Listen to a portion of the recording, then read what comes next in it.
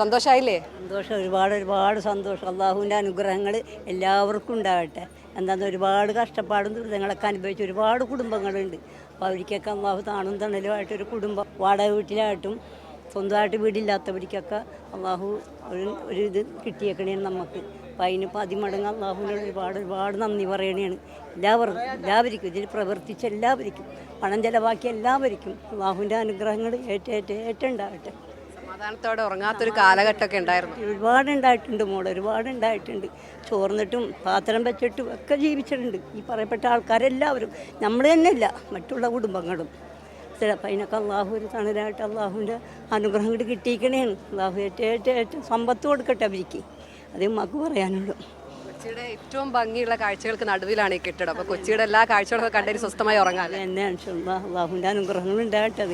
ഇതിൽ പ്രവർത്തിച്ച എല്ലാവർക്കും ഒരുപാട് ഒരുപാട് അനുഗ്രഹങ്ങൾ അള്ളാഹു ചൊരിഞ്ഞു കൊടുക്കട്ടെ കേട്ടാ.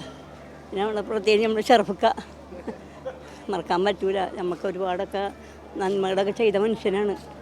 ഒരുപാടും നമ്മൾ മറക്കുകയില്ല മനുഷ്യനെ. കോർപ്പറേഷൻ മേയർ അധികാരത്തിലേറ്റപ്പോൾ പറഞ്ഞൊരു വാക്കുകൂടിയാണ്, വാഗ്ദാനം കൂടിയാണ് പാലിക്കപ്പെട്ടതല്ലേ? അത് തന്നെ അള്ളാഹു എൻ്റെ മോനിക്ക് കൊടുക്കാമെന്ന് പറഞ്ഞത് ആ വാക്ക് പാലിച്ചു മൂപ്പരി. അപ്പോൾ ഫസ്റ്റ് തന്നെ ഇത് കിട്ടണത് തന്നെ ഒരു മഹാഭാഗ്യമല്ലേ മോനെ. നമ്മൾ തന്നെയല്ല, മറ്റുള്ള കുടുംബങ്ങളും